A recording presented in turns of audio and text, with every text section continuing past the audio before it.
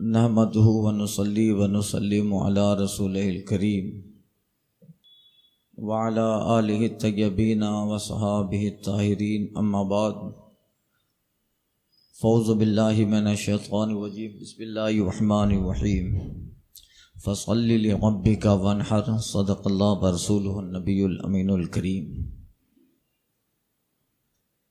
جیسا کہ کل عرض کیا تھا، ایک ہفتہ تک قربانی کے مسائل کا انشاءاللہ تعالی درس ہوگا، جس میں آج یہ پہلی نشست ہے،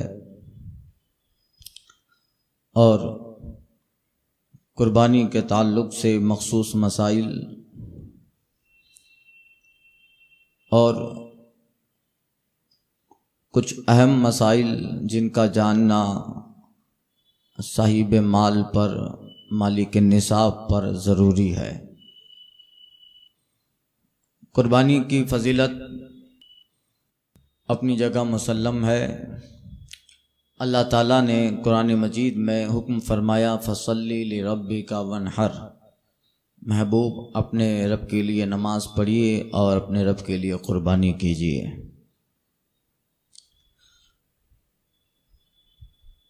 قربانی کیا ہے؟ سنیں، مخصوص جانور کو مخصوص دن میں 10، 11 اور 12 ذی الحجہ بنیت تقرب، ثواب کی نیت سے، کھانے کی نیت سے نہیں، ذبح کرنے کا نام اضحیہ یعنی قربانی ہے،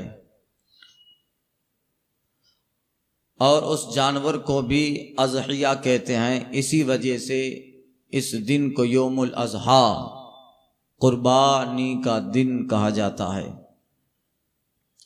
قربانی حضرت ابراہیم علیہ الصلاۃ والتسلیم کی سنت ہے، جو اس امت کے لیے باقی رکھی گئی، اور نبی کریم صلی اللہ علیہ وسلم کو حکم دیا گیا، محبوب فصلی لربک وانحر، اپنے رب کے لیے نماز پڑھو اور قربانی کرو۔ کچھ مسائل بیان کروں گا انشاءاللہ آنے والے ایام میں۔ پہلے اس کی فضیلت، کسی چیز کی اہمیت کو جاننے کے لیے اس کی فضیلت کو جاننا بہت ضروری ہوتا ہے، تاکہ اس کی طرف دل راغب ہو جائے۔ ترمذی اور ابن ماجہ میں ام المومنین عائشہ صدیقہ رضی اللہ تعالیٰ عنہ سے روایت ہے، آقا علیہ الصلاۃ والتسلیم نے فرمایا کہ یوم النحر یعنی 10ویں ذی الحجہ میں ابن آدم کا کوئی عمل خدا کے نزدیک قربانی سے زیادہ پیارا اور بہتر و افضل ہے ہی نہیں۔ وہ جانور قیامت کے دن اپنے سینگ، اپنے بال اور اپنے کھروں کے ساتھ آئے گا، اور قربانی کا خون زمین پر گرنے سے پہلے اللہ تبارک و تعالیٰ اسے مقام قبولیت میں پہنچا دیتا ہے۔ اس دن سب سے بڑا عمل قربانی ہے، یہاں تک کہ ایک بندے نے اگر بہت زیادہ سونا اللہ کی راہ میں خرچ کر دیا، اس دن خیرات کر دیا، اور ایک صاحب مالک نصاب نے قربانی کر دی، تو پھر حدیث کا مفہوم ہے اس کے سونے سے زیادہ اس کا قربانی کرنا اللہ کے نزدیک بہتر ہے۔ اس دن سب سے اچھا عمل اللہ تعالیٰ کی بارگاہ میں جانور ذبح کرنا ہے۔ امام حسن بن علی، حسن مصطفیٰ رضی اللہ تعالی سے روایت ہے، سرکار نے فرمایا، جس نے خوشی دل سے طالب ثواب ہو کر، خوش دل سے طالب ثواب ہو کر قربانی کی، وہ آتش جہنم سے اس کی قربانی اس بندے اور جہنم کے درمیان ایک آڑ بن جاتی ہے، آڑ بن جائے گی۔ طبرانی میں ابن عباس رضی اللہ تعالیٰ عنہ سے روایت ہے، آقا علیہ الصلاۃ والتسلیم فرماتے ہیں کہ جو روپیہ عید کے دن قربانی میں خرچ کیا گیا، اس سے زیادہ کوئی روپیہ اللہ کے نزدیک پیارا ہے ہی نہیں۔ جس روپیے سے جانور خریدا گیا اور جس روپیے کا استعمال قربانی میں کیا گیا، ذبح کرنے والے کو دیا گیا، جانور خریدا گیا، تاجر کو تجارت اور اس کے بیچنے والے کو دیا، تو وہ روپیہ جو قربانی میں، وہ پیسہ جو روپیہ خرچ ہوتا ہے قربانی میں، حضور کہتے ہیں کہ اس سے زیادہ کوئی روپیہ پیارا ہے ہی نہیں۔ حضرت ابو ہریرہ رضی اللہ تعالیٰ عنہ روایت کرتے ہیں، آقا صلی اللہ علیہ وسلم نے ارشاد فرمایا کہ جس میں وسعت ہو، طاقت ہو اور قربانی نہ کرے تو حضور فرماتے ہیں کہ وہ میری عیدگاہ کے قریب بھی نہ آئے۔ اللہ اللہ، کتنا بڑا سخت حکم ہے۔ وہ میری عیدگاہ کے قریب نہ آئیں۔ لہجہ بتا رہا ہے، بولنے کا انداز بتا رہا ہے۔ کسی سے ہم لوگ لڑائی ہو جائے تو ہم ہمارے مخالف کو دیکھنا پسند نہیں کرتے، بلکہ اس سے نہیں کہتے، دوسرے سے کہتے ہیں اس سے کہہ دو میرے گھر کے قریب نہ آئیں، اس سے کہہ دو میرے محلے میں نہ آئیں۔ یعنی اس وقت بندہ حد درجہ اس سے ناراض ہوتا ہے اور اس ناراضگی کا اظہار کرتا ہے، اسے کہہ دو میرے گھر کے قریب نہ آئیں۔ حضور کہتا ہے کہ مالک کے نصاب ہونے کے باوجود، طاقت ہونے کے باوجود، اصول شرعیہ کی بنیاد میں اس پہ قربانی واجب تھی مگر قربانی نہ کی۔ آقا کہتے کہہ دو میری عیدگاہ کے قریب نہ آئیں۔ اللہ اللہ، یہ بہت بڑی وعید ہے۔ حضرت زید بن ارقم رضی اللہ تعالیٰ سے روایت کی، صحابہ نے عرض کی یا رسول اللہ یہ قربانیاں کیا ہیں؟ قربانیاں ہیں کیا؟ فرمایا یہ تمہارے باپ ابراہیم کا طریقہ و سنت ہے۔ اور فرمایا لوگوں نے عرض کی یا رسول اللہ ہمارے لیے اس قربانی میں ثواب کیا ہے، ہمارے لیے اس قربانی میں فائدہ ہے کیا؟ آقا صلی اللہ علیہ وسلم تسلیم فرماتے ہیں اس کے ہر بال کے برابر تمہارے لیے نیکیاں ہیں۔ صحابہ عرض کی یا رسول اللہ پھر اون کا کیا حکم ہے؟ گیٹا ہوتا ہے، اب اس کے تو اون کتنے زیادہ بال ہو گئے، اور دمبا، گیٹا، تو حضور سے عرض کیا گیا رسول اللہ اون کا کیا حکم ہے؟ فرمایا اون کے ہر بال کے بدلے میں بھی نیکی ہے، ایک ایک بال کے برابر اللہ تعالیٰ نے نیکی لکھی ہے۔ بخاری شریف میں حضرت برہ بن عازب رضی اللہ تعالیٰ عنہ سے روایت فرماتے ہیں آقا علیہ الصلوۃ والتسلیم نے ارشاد فرمایا سب سے پہلے جو کام ہم کریں گے اس دن، سب سے پہلے جو ہم کام کریں گے وہ یہ کہ نماز پڑھیں، اس کے بعد قربانی کریں۔ جس نے ایسا کیا حضور فرماتے ہیں اس نے میرے طریقے کو پا لیا۔ نماز پڑھی اور پھر مالی کے نصاب تھا، اس نے قربانی کی، آقا فرماتے ہیں اس نے میرا طریقہ پا لیا۔ اور جس نے پہلے ذبح کیا وہ گوشت ہے جو اس نے پہلے اپنے گھر والوں کے لیے تیار کر لیا، اور قربانی سے اسے کچھ تعلق نہیں ہے۔ یعنی اس نے نماز سے پہلے ہی اگر ذبح کر لیا اور گوشت تقسیم کر دیا، اس کو قربانی سے تعلق نہیں ہے۔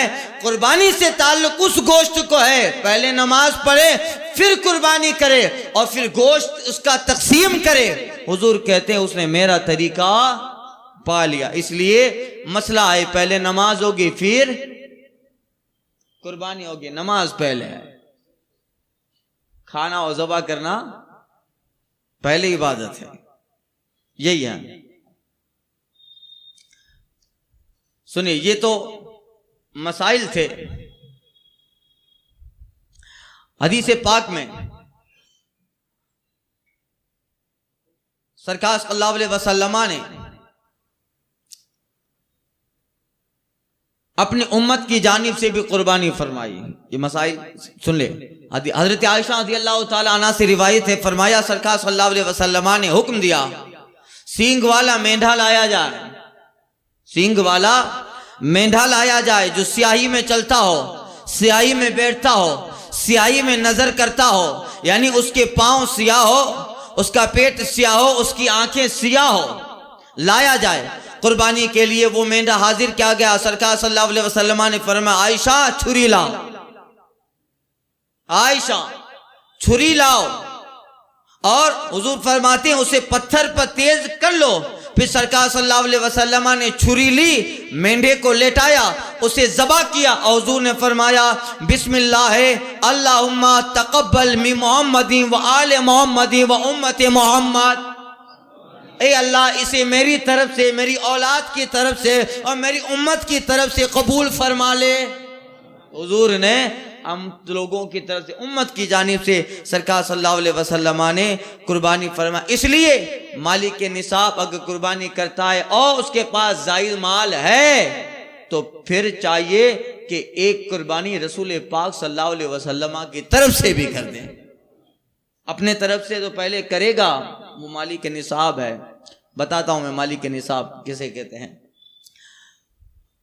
تو مال پھر ہے تو پھر رسول پاک صلی اللہ علیہ وسلم کی طرف سے بھی وہ قربانی کر دے۔ جب حضور ہم کو یاد کر رہے ہیں، اعلیٰ حضرت کہتے ہیں جو نہ بھولا ہم غریبوں کو رضا، جو نہ بھولا ہم غریبوں کو رضا، یاد اس کی اپنی عادت کیجیے۔ یہی ہے۔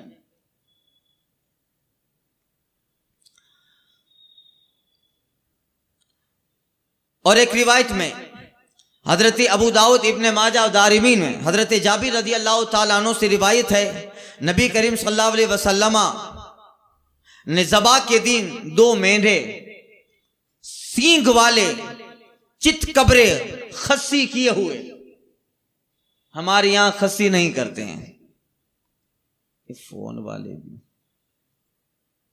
ہمارے یہاں بہت کم، یو پی بہار میں خصی ہوتا ہے جانور، اور اس کی فضیلت بھی وہ افضل ہے، وہ آگے مسائل میں انشاءاللہ کروں گا۔ آقا علیہ الصلوۃ والتسلیم نے ذبح کے دن یعنی یوم النحر کو 10ویں ذی الحجہ کو 2 مینڈے سینگ والے چت قبرے خصی کیے ہوئے ذبح کیے۔ جب ان کا منہ قبلہ کو کیا تو آقا نے یہ پڑھا، انی وجہت وجہی للذی فطر السماوات والارض علی ملت ابراہیم حنیفا وما انا من المشرکین ان صلاتی ونسوکی ومحیای ومماتی للہ رب العالمین لا شریک لہ وبذالک امرت وانا من المسلمین اللہم منک ان محمد و امتی بسم اللہ اللہ اکبر۔ اور حضور نے خود اپنے ہاتھ سے ذبح کیا، اس لیے بہتر یہ ہے کہ جو قربانی کر رہا ہے اگر طریقہ جانتا ہو تو جس کی طرف سے قربانی ہو رہی ہے اپنی قربانی جب کر رہا ہے تو وہ اپنی قربانی میں خود ہی ذبح کرے، یہ بہتر ہے، یہ بہتر ہے۔ ہم لوگ تو اتنے ڈرپوک ہو گئے ہیں، بچے کو باہر بھیج دیتے ہیں، کہا جاؤ جاؤ، ارے اس کو دکھاؤ، بچے کو یہ دکھاؤ، بچے کو ویسے بزدل بنا رہے ہیں۔ جب یہ چیز نہیں دیکھے گا تو میدان جنگ میں جائے گا کیسے؟ ہم لوگ تو کہتے جاؤ اس کو دکھاؤ، یہ سب جو ہے اس سے حوصلہ بڑھتا ہے، اس سے جذبہ بڑھتا ہے۔ ہم پہلے ہی سے بچوں کو ان ساری چیزوں سے دور رکھتے ہیں، اور پہلے ہی بھاؤ آ جائے گا، بلی آ جائے گی، بندر آ جائے گی، اسی سے ڈراتے ہیں، اور بڑا ہو کر وہ ایسا ہی بنتا ہے۔ یہ بلیوں سے ڈراتے ہیں بچپنے میں، اور جانوروں سے ڈراتے ہیں۔ اب جس کو بچپن میں بلی سے ڈرایا گیا ہو وہ یہ بڑا ہو کر بھی بلی ہی سے ڈرے گا۔ چھچھندر سے ڈر رہا ہے، چوہا نکل جائے تو جو ہے ایسا لگتا ہے جیسے اٹیک آ گیا، ہوتا ہے کہ نہیں؟ حال ہے، جیسا بچپن میں کردار لگایا جاتا ہے، بویا جاتا ہے، درخت ویسا ہی اگتا ہے، درخت ویسا ہی اگتا ہے۔ خیر، صحابہ کرام رضوان اللہ علیہ مجمعین کی بات الگ ہے۔ حضرت سفینہ رضی اللہ تعالیٰ عنہ جنگل میں جاتے ہیں، شیر آ گیا، حضرت سفینہ اپنی جماعت سے الگ ہو گئے تھے، جنگل میں شیر دہاڑنے لگا، حضرت سفینہ کہتے کھڑا ہو جا، پہلے سن میں کون ہوں، انا مولا رسول اللہ، میں حضور کا غلام ہوں، یا ابا الحارث، اے شیر میں حضور کا غلام ہوں، بعد میں دہاڑنا، پہلے سن لے میں کون ہوں۔ جب اتنا سنا شیر پیچھے مڑا، دم ہلانے لگا اور کہہ رہا تھا آپ رستہ بھول گئے ہو، پیچھے پیچھے چلے جنگل پار کروا دوں۔ یہ حضرت شرف الدین بصیری کہتے ہیں وَمَن تَكُمْ بِرَسُولِ اللَّهِ نُصْرَتُهُ اِن تُلْقُ الْلُزْدُ فِي آجَامِهَا تَجِيمِ، جس سے دنیا میں رسول پاک کی مدد و حمایت و نصرت مل گئی، اس کا حال یہ ہے کہ اگر جنگل میں بھی چلا جائے تو شیر ان کی خدمت بجا لاتے ہیں۔ یہ ہوتا ہے۔ اب سنو، یہ کچھ احادیث فضیلت کے طور پر میں نے بیان کر دی، اب مسائل سنیے۔ پہلے قربانی کن لوگوں پر ضروری ہے، یہ مسائل. ہم لوگ کہتے ہیں مالک کے نصاب پر قربانی ضروری ہے. مالک کے نصاب ہونے کا مطلب یہ ہے کہ آدمی اپنے ضرورتوں کے علاوہ اپنی ضرورتوں کے علاوہ 52.5 تولہ چاندی یا اس کی اتنی نقد رقم کا مالک ہو گیا. ابھی 52.5 تولہ چاندی کی جو قیمت مارکیٹ میں چل رہی ہو اس کا حساب لگایا جائے. 52.5 تولہ چاندی کی قیمت جو مارکیٹ میں ہو تقریباً جو ہے 21-22 ہزار روپیہ ہوتا ہے.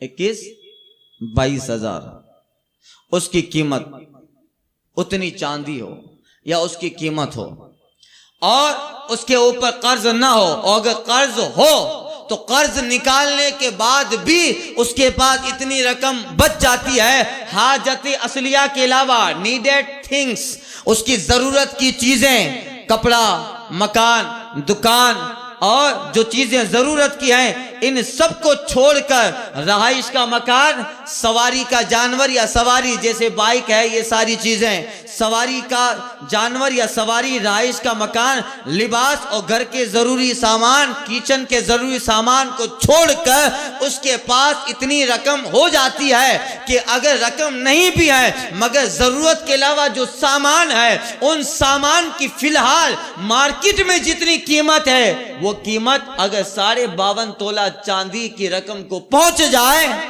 تو اس کے لیے عید کے دن یوم الاضحیٰ یا 12 ذی الحجہ یا 11 ذی الحجہ کو قربانی کرنا واجب ہے. قربانی کرنا واجب ہے. اب ضرورت کے علاوہ جس کا سامان کیا ہو؟ ضرورت کے علاوہ سنیے، فقہاء کرام فرماتے ہیں کہ ایک گھر میں ایک شخص کے لیے 3 عدد کپڑے حاجت اصلیہ ہیں. یہ ضرورت کی چیزیں ہیں. 3 کپڑے، ایک کپڑا بارش کا، ایک ٹھنڈی کا، ایک گرمی کا. 3 کپڑے ہو گئے. 3 کپڑے ضرورت میں شامل ہے. ایک گھر میں پہننے کے لیے، ایک گھر میں پہننے کے لیے، ایک کام کاج کے وقت پہننے کے لیے. یہ تو 3 جوڑے ہو گئے. ایک کام کا ایک جوڑا الگ ہوتا ہے. اور جمعہ و عیدین کو پہننے کے لیے، اور ایک جوڑا کوئی اچھے موقع پر جانے والا ہو وہ پہنتا ہے، اچھے وہ پہننے کے لیے. اس کے علاوہ آدمی کے پاس جتنے کپڑے ہیں وہ حاجت اصلیہ ہیں، زائد ہیں، ان کا حساب لگاؤ اور ان کے حساب کو جوڑ کر اگر ان کی قیمت جو ہے نصاب کو پہنچ جاتی ہے تو پھر اس شخص پر قربانی واجب ہے. اس شخص پر قربانی واجب ہے. اور رہائشی مکان کے سلسلے میں علماء کرام نے صراحت کی ہے کہ ہر شخص کے لیے 2 مکان، ایک موسم گرما ایک موسم سرما کی مناسبت سے ہوں. نیز باورچی خانہ، حمام، بیت الخلاء، یہ ساری چیزیں ضرورت میں داخل ہے. ان کے علاوہ جتنے مکان زائد ہیں وہ حاجت اصلیہ میں داخل ہے. تو اب ان کا بھی حساب لگایا جائے گا. اب یہ اس کی تعلق سے اور میں صراحت کروں گا آگے انشاءاللہ مسائل میں، چونکہ اس کو جاننا ضروری تھا تاکہ آگے والے مسئلے سمجھ میں آ جائے. اب جن کے پاس اتنی رقم ہو گئی اس کو شریعت میں غنی کہا جائے گا. کہ یاد رکھیں، یہ بار بار لفظ آئے گا. کیا کہا جائے گا؟ غنی. جو مالک نصاب کو پہنچ گیا اور اس کے علاوہ نہیں ہے اتنی تو وہ فقیر ہے. شریعت میں کیا ہے؟ فقیر ہے. جس کے پاس 52.5 تولہ چاندی یا اس کی قیمت نہیں ہے، اس سے کم ہے، تو وہ فقیر ہے. اور ہے یا زیادہ ہے تو وہ شریعت میں کیا ہے؟ غنی. وہ مالدار ہے شریعت میں. سنیے، اب بات رہی قربانی کے جانور کی. قربانی کے جانور 3 قسم کے ہیں. اونٹ، گائے، بکری، یہ کیا ہے؟ قربانی کے جانور ہے، مرغی نہیں ہے، یہ قربانی کے جانور ہے۔ اور اس کی جتنی قسمیں ہیں، گائے میں جتنی قسمیں آتی ہیں، بکری میں جتنی قسمیں آتی ہیں، اور جو اونٹ میں جتنی قسمیں آتی ہیں، یہ سب اس میں داخل ہیں، ان سب کی قربانی ہو سکتی ہے۔ نر اور مادہ، خسی غیر خسی، سب کا ایک حکم ہے، یعنی سب کی قربانی ہو سکتی ہے، مگر خسی کی بہتر ہے۔ بھینس گائے میں شمار ہے، وہ گائے میں داخل ہے، اس کی بھی قربانی ہے۔ بھیڑ اور دمبا یہ بکری میں داخل ہے، ان کی بھی قربانی ہے۔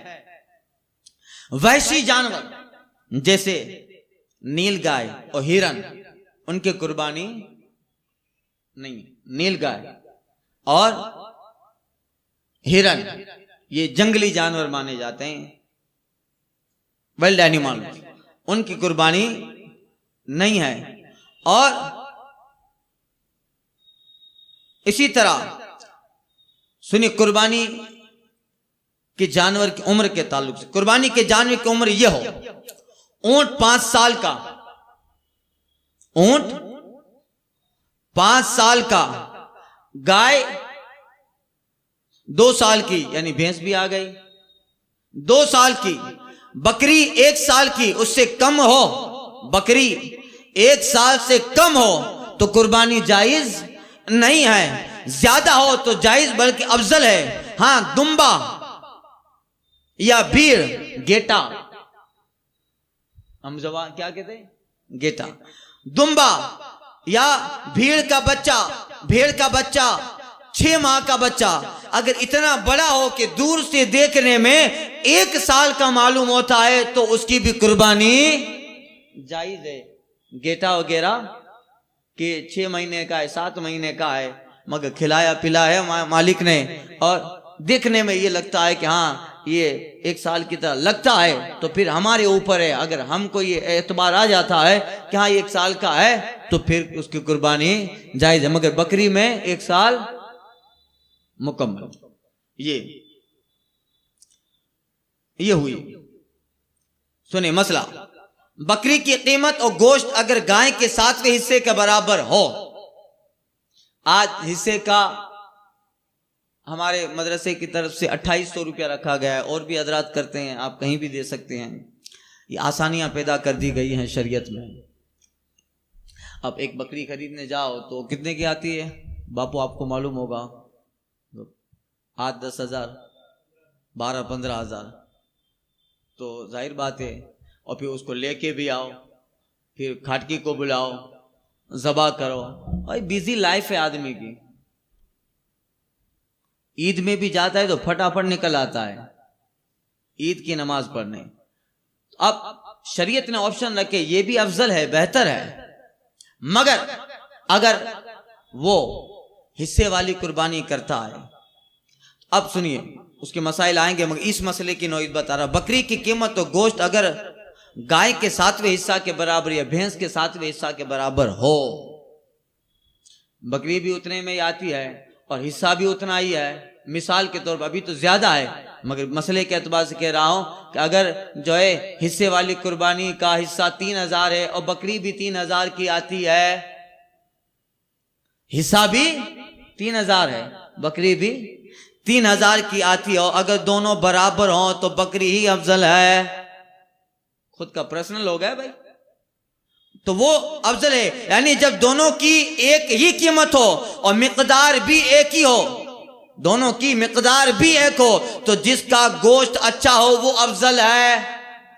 تو ظاہر بات ہے گوشت میں جو ہے بکری کا گوشت افضل بہتر ہے، تو گوشت میں جس افضل ہو اچھا وہ افضل ہے، اور گوشت کی مقدار میں فرق ہو تو جس میں گوشت زیادہ ہو وہ افضل ہے۔ ظاہر بات ہے کہ حصے میں کتنا گوشت آئے گا، اور ایک بکری ذبح کرے گا تو زیادہ گوشت ہوگا، تو گوشت میں فرق ہوا کہ نہیں، کہ اس حصے میں زیادہ گوشت آ رہا ہے جب بکری ذبح کر رہا ہے، تو پھر فقیروں کا فائدہ بھی زیادہ ہو رہا ہے، زیادہ ملے گا، لوگوں کو زیادہ ملے گا، تو یہی ہے۔ اور مینڈا بھیڑ سے، دمبا دمبی سے افضل ہے، مذکر مؤنث سے افضل ہے، میل فیمیل سے افضل ہے، سمجھے؟ جبکہ دونوں کی ایک قیمت ہو اور دونوں کے گوشت میں برابر ہو۔ مسئلہ قربانی کے جانور کو عیب سے خالی ہونا چاہیے، فالٹیڈ نہ ہو، عیب نہ ہو۔ اللہ کی بارگاہ میں دے رہے ہیں تو بہتر دینا چاہیے، بہتر دینا چاہیے۔ جب دوستوں کی مجلس میں دینا ہوتا ہے، انجمن میں بیٹھے ہوتے ہیں اور کہیں دینے کی بات آتی ہے تو ایک آدمی نے کہا 10,000، تو حاجی صاحب نے کہا میرا 50,000۔ 10 لوگ بیٹھے ہوئے ہیں تو 50,000 کے دیا، مگر اسی صاحب سے گھر میں مانگنے جاؤ اسی کام کے لیے تو 50 روپیہ نہیں دیتے، اس لیے کہ کوئی دیکھنے والا نہیں ہے، اس کی سخاوت کا اظہار نہیں ہو رہا ہے، تو ریاکاری ہے یہ۔ اور پھر ہمارا تو تجربہ ہے، پھر لکھا تو دیتے ہیں الا ماشاء اللہ۔ تو یہ اللہ کی راہ میں دینا ہے تو پھر دل کھول کے دو، اس لیے کہ جو ہے رب ہی کا ہے، اللہ ہی کا ہے۔ تو قربانی کے جانور کو عیب سے خالی ہونا چاہیے، تھوڑا سا بھی عیب ہو تو قربانی، اگر تھوڑا عیب ہو قربانی ہو جائے گی۔ اب تھوڑا اور بڑا عیب کیا ہوتا ہے، اس کی ویاخیا، ڈیفینیشن اس پورے مسائل میں بتایا جائے گا۔ جو اگر تھوڑا عیب ہے تو قربانی ہو جاتی ہے مگر مکروہ ہوتی ہے، اور زیادہ عیب ہے تو قربانی نہیں ہوگی۔ جس کے پیدائش، اب عیب کی وجہ بتائی جا رہی کہ جس کے پیدائشی سینگ نہ ہو، پیدائشی طور پہ سینگ نہیں ہے، بغیر سینگ کے ہی پیدا ہوا ہے، اگر پیدائشی سینگ نہ ہو تو اس کی قربانی جائز ہے، اس لیے کہ یہ تو پیدائی ایسا ہوا ہے، پیدائشی سینگ نہیں ہے تو قربانی جائز ہے۔ اگر سینگ تھے مگر ٹوٹ گیا، اور مینگ تک ٹوٹا ہے، جڑ تک ٹوٹ گیا تو ناجائز ہے، اور اس سے کم ٹوٹا ہے تو جائز ہے۔ جس جانور میں جنون ہے، جانور تھوڑا پاگلوں والا ہے، جنون والا ہے، اور اس کی حد یہ ہے کہ وہ جانور جو ہے چرتا بھی نہیں ہے، وہ اتنا جنون ہے کہ چرتا نہیں ہے، جنون غالب ہے اس کے اوپر، تو اس کی قربانی ناجائز ہے۔ اور اس حد کا نہیں ہے تو جائز ہے، یعنی چر بھی لیتا ہے، کبھی کبھی کچھ حالات خراب ہو جاتے ہیں تو وہ چلتا ہے۔ خصی یعنی جس کے خصیے نکال دیے گئے ہوں، خصی جانور، یا مجبوب یعنی جس کے خصیے اور عضو تناسل سب کاٹ دیے گئے ہوں، ان کی قربانی جائز ہے، ان کی قربانی جائز ہے، بلکہ خصی کے افضل ہے۔ اتنا بڑا ہو جانور، ابھی اس میں سب آ گئے، گائے بھی، بیل بھی، اور جو ہے اونٹ بھی، بکری بھی، دمبا بھی، سب جانور۔ اگر جانور اتنا بڑا ہے کہ بچے کے قابل نہ رہا، یا داغا ہوا، داغ دیتے ہیں، داغا ہوا جانور، یا جس کے دودھ نہ اترتا ہو، ایسا جانور ہے، ان سب کی قربانی جائز ہے۔ جس کا دودھ اترتا ہی نہیں، ان کی قربانی جائز ہے۔ خارشی جانور کی قربانی جائز ہے، خارش ہو جاتی ہے جانور کو دیکھو تو پھر پتہ چل جاتا ہے خارشی جانور ہے، خارشی جانور کی قربانی جائز ہے۔ جبکہ فربا ہو اور اتنا لاگر ہو کہ ہڈیوں میں مغز نہ رہا ہو، جب جانور کو کھجلی کا مرض ہوتا ہے، خارشی ہوتی ہے، تو جانور کے بال اترنے لگتے ہیں۔ زیادہ تر ہم لوگوں نے کتے میں یہ مرض دیکھا ہے، کتوں میں یہ مرض ہوتا ہے، مگر یہ مرض اگر قربانی کے جانور میں ہے تو خارشی جانور کی قربانی جائز ہے، جبکہ وہ موٹا تازہ دکھتا ہو، برابر دکھتا ہو، مگر اس مرض کی وجہ سے اس کے جسم سے بال اتر گئے ہوں، اور جو ہے اس اتنا کمزور ہو گیا ہو کہ ہڈیوں میں مغز بھی نہیں ہے، ہڈیوں میں گودا نہیں ہے، مغز نہیں ہے، بالکل کمزور ہے، تو پھر اس کی قربانی جائز نہیں ہے۔ اللہ کی بارگاہ میں دینا ہے تو بہتر دینا ہے، تو یہی ہے۔ بھینگے جانور کی قربانی جائز ہے، بھینگا جانور، اور اندھے جانور کی قربانی جائز نہیں ہے۔ اور کانا، جس کا کانا پر ظاہر ہو، کانا ہوتا ہے تو ہماری لفظ میں، زبان میں بھی کانا ہی بولتے ہیں، کانا جانور جس کا کانا پن ظاہر ہو، پتہ چل جاتا ہو کہ کانا ہے، اس کی بھی قربانی ناجائز ہے۔ اتنا لاغر کمزور جانور کہ جس کی ہڈیوں میں مغز نہ ہو، اور لنگڑا جانور جو اس قدر لنگڑا ہو کہ قربانی گاہ تک پہنچ نہیں پاتا. آج کل تو پہنچانے کی ضرورت نہیں، رکشا وغیرہ میں لے جاتے ہیں تو یہ اندازہ لگایا جائے، اس کو چلایا جائے. اس کو اتنا لنگڑا ہو کہ قربانی گاہ تک پہنچ نہ سکتا ہو، اپنے پاؤں سے نہ جا سکتا ہو، یا اتنا بیمار ہو کہ جس کی بیماری مکمل ظاہر ہو گئی ہو، یا جس کے دوم یا جس کے کان کٹے ہوں. وہ جانور جس کے دوم یا کان کٹے ہوں، یعنی اس کے جسم کا کوئی حصہ، پارٹ آف باڈی، اس کے جسم کا کوئی حصہ تہائی سے زیادہ کٹا ہو، 1/3 تہائی. ایک چیز کے 3 حصے کرو، ایک حصے 3 حصے کرو، تو اس میں 3 حصے کرو گے تو ایک حصہ تہائی ہے، 1/3 ہے. کیا ہے؟ دم، کان یا کوئی بھی بدن کا حصہ جانور کا تہائی سے زیادہ کٹا ہو تو ان کی قربانی ناجائز ہے، اور اس سے کم ہو تو جائز ہے. تہائی یا اس سے زیادہ ہو. اگر کان یا دم تہائی یا اس سے کم کٹی ہو، کان کٹا ہے، دم کٹی ہے مگر وہیں تہائی سمجھا ہے، اگر تہائی سے کم ہے، تھوڑی سی کٹ گئی ہے دم یا تھوڑا سا کان کٹ گیا ہے تو پھر اس کی قربانی جائز ہے. اور جس جانور کے پیدائشی کان نہ ہو، پیدائشی کان نہ ہو یا ایک کان نہ ہو، اس کی قربانی ناجائز ہے، اس کی قربانی ناجائز ہے. اور جس کے کان چھوٹے ہوں اس کی قربانی جائز ہے. جس جانور کی تہائی سے زیادہ نظر جاتی رہی ہو، جس کی نظر تہائی سے زیادہ جاتی رہی ہو، اس کی بھی قربانی ناجائز ہے. یہ اس کے عیب کا، جانور کے عیب کا بیان ہے. اب یہاں اس کے عیب کے تعلق سے بیان کیا. اب آگے جو مسائل ہیں اسی طریقے سے اور بہت سارے مسائل انشاءاللہ، کیونکہ ایک ہفتہ چلانا ہے تو روزانہ اب زیادہ آپ کو بتا دوں گا تو اتنا زیادہ دماغ میں بٹھے گا نہیں. اس لیے امید ہے کہ آج کا یہ درس یہ بہار شریعت سے ہے. قربانی کا بیان، بہار شریعت کا 15واں حصہ، قربانی کا بیان، صفحہ نمبر 689، وہاں سے قربانی کا بیان شروع ہے آخر تک انشاءاللہ تعالی. جو بھی ان مسائل میں، کیونکہ بہت گہرے مسائل ہیں یا وہ مسائل ہیں جن کی ہمارے معاشرے میں عام طور سے ضرورت نہیں پڑتی ہے، تو وہ مسائل کو نکال دیا، وہ بیان نہیں کروں گا. وہ مسائل جن کا جاننا ضروری ہے یا جن کے تعلق سے ہمارے معاشرے میں باتیں ہیں یا جانور یا کسی بھی اعتبار سے وہ ضروری ہو سکتا ہے، انشاءاللہ تعالی ضروری مسائل، فائدے مند مسائل بیان کرنے کی کوشش کروں گا. اللہ تعالی مجھے سب سے پہلے، پھر آپ کو ہدایت اور حسن عمل کی توفیق عطا فرمائے. الفاتحہ.